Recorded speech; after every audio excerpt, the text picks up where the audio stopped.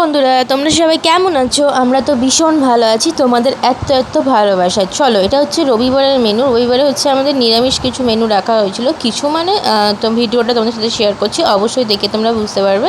আর এই দেখো, বাইরে ওভেনে রান্না হচ্ছে, কারণটা অবশ্যই তোমাদের দেখাবো এবং জানাবো। বাইরে যে ছোটো ওভেনে আমাদের হামেশায় রান্না হয়, দেখবে ওই কিছু টুকটাক অনুষ্ঠানে, তো সেই ছোটো ওভেনটাতে আর কি রান্না হচ্ছে। দেখতেই পাচ্ছ ভাত বসিয়ে দেওয়া হয়েছে, আর এখানে দেখো বিনস আর গাজর, মানে বুঝতেই পারছো রাইস হবে।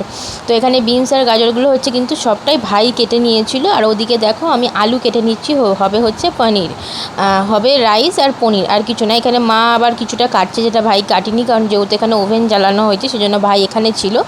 আর এখানে দেখো বিনসটা কিন্তু গাজরটা কিন্তু ভেজে নেওয়া হচ্ছে, আর বিনসটা দেখো ভাজা হচ্ছে। আর যেগুলো হয় ম্যাক্সিমাম রাইসের মধ্যে তেজপাতা, গোটা গরম মশলা ফোড়নে থাকে, সেরকমভাবে আর কি নর্মালি রাইস হচ্ছে। আমি কিন্তু অতটা ক্লিয়ার তোমাদের বলছি না, কারণ এর আগে আমাদের অনেক ভিডিও কিন্তু রাইসের বিরিয়ানি অনেক ভিডিও আছে। তোমরা যারা আমার ডেলি ব্লগার তারা অবশ্যই জানো, যারা আমার ডেলি ভিডিও দেখো।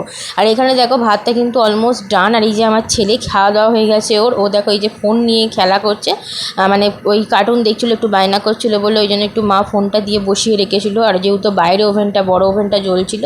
আর এই দেখো যেটা বলছিলাম, এই যে আমাদের রান্নাঘর হচ্ছে বাবা পুট্টি করছিলো, কারণ রান্নাঘরটা ভীষণভাবে জল বসছিলো ছাদে, যেহেতু ছাদটা নোংরা হয়েছিল সেই কারণের জন্য না ড্যাম্প হয়ে গেছিলো, সেই জন্য একটু পুট্টি করে দিয়ে রং হচ্ছে, সেই কারণের জন্য গ্যাস জ্বালতে পারছি না এখানে, ওই জন্য হচ্ছিলো আমাদের বাইরে ওভেনের রান্না। যেখানে দেখো এই যে আদা, টমেটো, দুটো কী বলে ওগুলোকে, কাজু বাদাম, কাঁচা লঙ্কা একটু এগুলো বেটে নেবো। আর আদাটা যেহেতু বাটাই ছিল, আমি বাটাটা এখানে আবার দিয়ে দিয়েছি, দিয়ে একটু মিক্সিতে জাস্ট ঘুরিয়ে নেবো। এই দেখো এটা আমি ঘুরিয়েও নিয়েছি, অলমোস্ট ডান।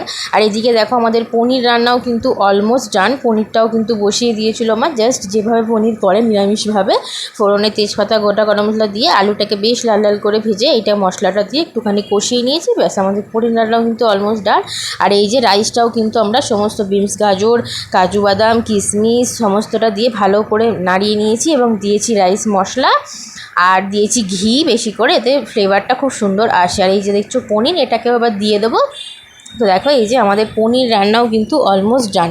রবিবারে আমরা নিরামিষ খেয়েছিলাম, কারণ তার আগে থেকে মুরগির মাংস, খাসির মাংস, মাছ, ডিম প্রচুর খাওয়া হয়েছিল, ভালো লাগছিল না, সেজন্য সবাই মিলে ডিসিশান নিলাম যে আজকে আমরা নিরামিষ খাবো। কি খাবো? রাইস আর পনির। অবশ্যই তোমরা কেমন ভিডিওটা লাগলো, পুরো ভিডিওটা দেখার পর কিন্তু একটা সুন্দর কমেন্টস করে জানাবে। আর যারা আমার ভিডিও দেখে এত কমেন্টস করছে তাদের অনেক ধন্যবাদ। দেখা হবে নেক্সট ভিডিওতে। Tata, bye bye.